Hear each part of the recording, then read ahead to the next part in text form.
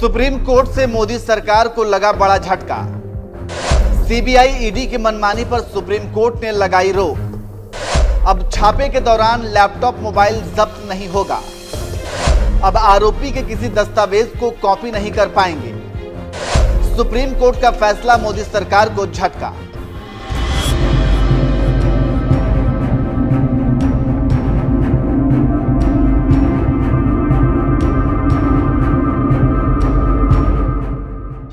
नमस्कार, मैं नियाज खान और आप देख रहे हैं न्यूज एक्सप्रेस। जब मोदी सरकार 2014 में आई तो उसने सबसे पहले सीबीआई और ईडी को कई ताकत प्रदान की हैं और इतना शक्तिशाली बनाया कि वो मोदी शाह के सारे काम कर सकें, और हुआ भी। लेकिन गलत और मनमाने काम का नतीजा भी होता है। विपक्ष एकजुट हुआ और सीबीआई ईडी के खिलाफ मोर्चा खोल दिया। टाइम तो लगा, लेकिन अब कोर्ट ने भी ये मान लिया कि सरकार के इशारे पर ही ईडी सीबीआई काम करती है। इसके साथ ही साथ अगर आरोपी बेकसूर हो तो भी मोबाइल लैपटॉप से सबूत निकालकर ब्लैकमेल करने का काम किया है। अब उसी से परेशान सुप्रीम कोर्ट ने एक बड़ा और बोल्ड फैसला दिया। जी हां, सुप्रीम कोर्ट ने ईडी के लिए एक बड़ी लक्ष्मण रेखा खींच दी है। सुप्रीम कोर्ट ने अपने एक फैसले में साफ कहा है कि जांच एजेंसी ईडी किसी के लैपटॉप या मोबाइल फोन से डेटा एक्सेस नहीं कर सकती है। सुप्रीम कोर्ट का यह आदेश lottery king Santiago Martin case में आया है। जांच एजेंसियों की ओर से कथित अपराधों के लिए नागरिकों के मोबाइल फोन या लैपटॉप जब्त नहीं कर सकते हैं। सुप्रीम कोर्ट ने ईडी को नवंबर में लॉटरी किंग सैंटियागो मार्टिन, उनके रिश्तेदारों और कर्मचारियों के यहां तलाशी ली।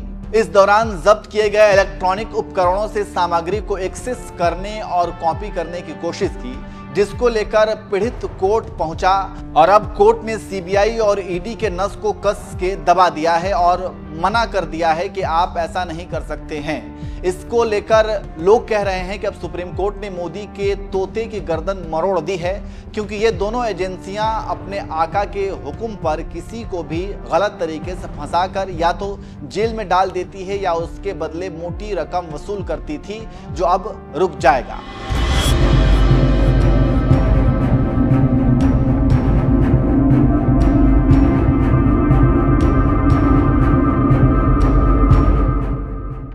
अब उस घटना की बात करते हैं जिस पर सुप्रीम कोर्ट ने बड़ा एक्शन लिया है। खबरों की माने तो ईडी ने 6 राज्यों में 22 ठिकानों पर छापेमारी की थी और ये छापेमारी मेघालय पुलिस की शिकायत पर ईडी ने यह एक्शन लिया था। मेघालय पुलिस का आरोप है कि future gaming and hotel services private limited ने राज्य में लॉटरी का बिजनेस किया है, जो गैर कानूनी है। इसी को लेकर ईडी ने छापेमारी की और लगभग 12.41 करोड़ रुपए नगद बरामद किए। यहाँ पर एक दिलचस्प जानकारी देते चले कि बीजेपी को सबसे अधिक पैसा देने वाली कंपनियों में सैंटियागो मार्टिन भी हैं। इस कंपनी ने 2014 से 2019 के बीच 1368 करोड़ रुपए के बॉन्ड खरीदे थे।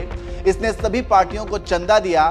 फ्यूचर गेमिंग की ओर से तृणमूल कांग्रेस को सबसे अधिक 542 करोड़ रुपए दिए, डीएमके 503 करोड़ रुपए, वाईएसआर कांग्रेस को 154 करोड़ रुपए और बीजेपी को 100 करोड़ रुपए दिए। अंग्रेजी अखबार इंडियन एक्सप्रेस की माने तो 13 दिसंबर को जस्टिस अभय एस ओका और जस्टिस पंकज मित्तल की बेंच ने 2 पेज का फैसला सुनाया और कहा कि फ्यूचर गेमिंग केस की सुनवाई दूसरे मामलों के साथ ही की जाएगी।